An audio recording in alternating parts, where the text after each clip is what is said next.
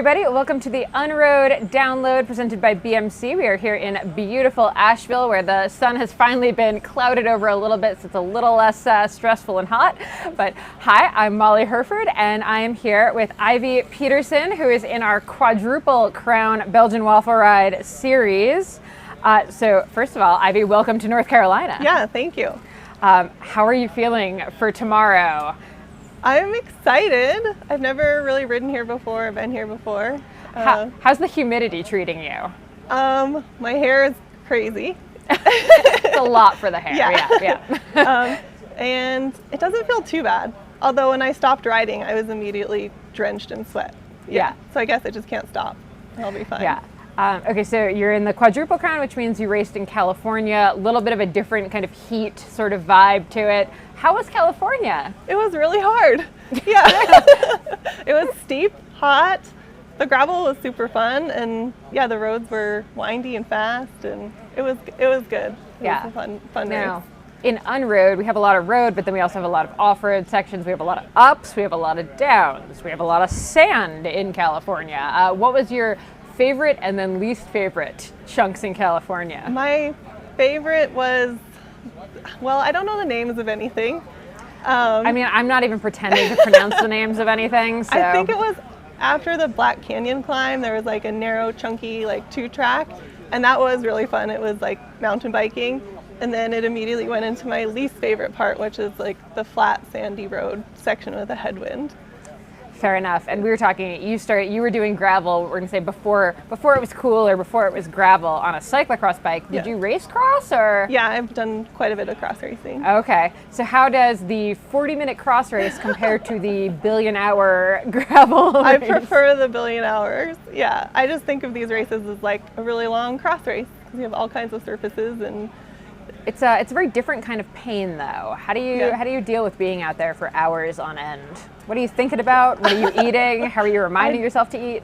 I just keep eating and drinking, and as long as you fuel, you can pretty much keep going as long as you need to. Yeah. And I get so bored on rides by myself, but for some reason during races, my mind is always going because there's always things happening.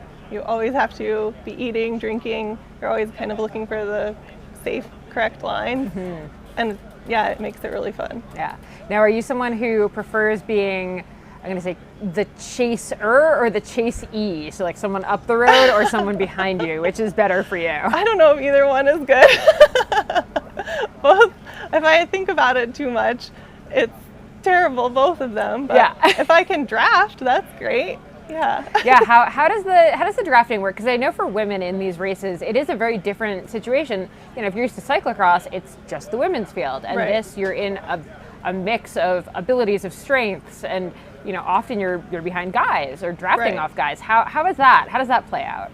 Usually, it's really great. I'm one of the taller women, and so if I can get behind a taller guy, I'm like, yes, thank you.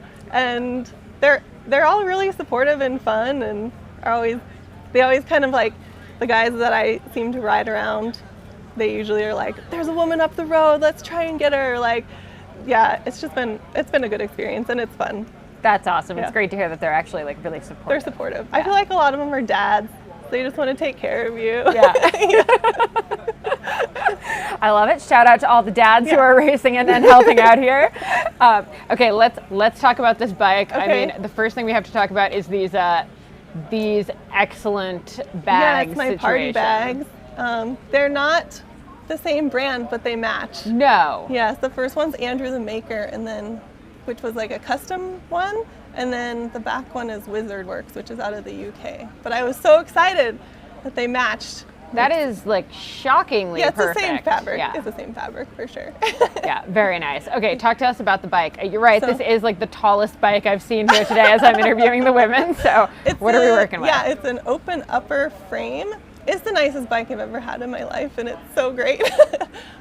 My friend who owns a bike shop, Sean Radley, he totally hooked me up with it, and I'm so excited about it. Nice. Yeah. And what tires are we running? What tire pressure are we running? Yeah, I have to know those things. Come on, you're cyclocross. They're the Terravale Cannonballs 38s. I have ridden these for the past 3 years on every gravel course, and they seem to do really well. And I had a bunch of them, so that's what I'm running. There we go. Yeah. They've actually got a great tread for this kind of race where you have a nice, like, smoother center tread. It still has like a little bit of traction, but not a ton. And then these nice side knobs must be like fantastic for the sandier, slippier Yeah, they stuff. seem to be really well rounded. Yeah. So.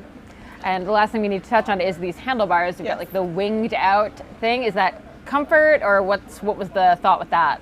Yeah, just to try a different position, a little more stability with the wide handlebars. And now when I go back to just the regular ones, like on my road bike, I'm like, this is kind of narrow and kind of sketchy. But yeah, they're so comfortable. And as you can see, my bar tape is excessive also for comfort.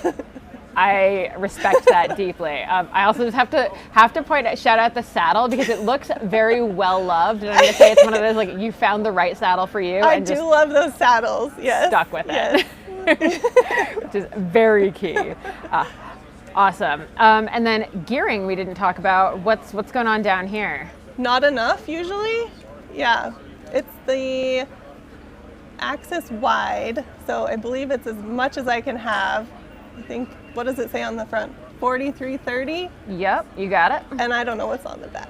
Again, not usually enough, but is it ever? No, it's never enough. what could be enough, really? It's just like a back gear that takes up the entire tire. Yeah, especially around here, it's very steep. Yeah. What are you the most scared of on the course for tomorrow? The climbing. The 12,000 feet of climbing. Oh, I don't know how to break this to you. It is 13,000 feet of climbing. Okay, well that's extra 1,000.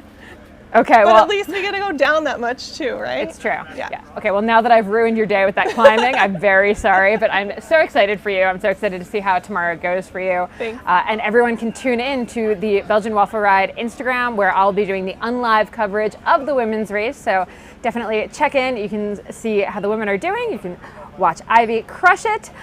Thank you so much, Ivy, and good luck tomorrow. Thank you so much.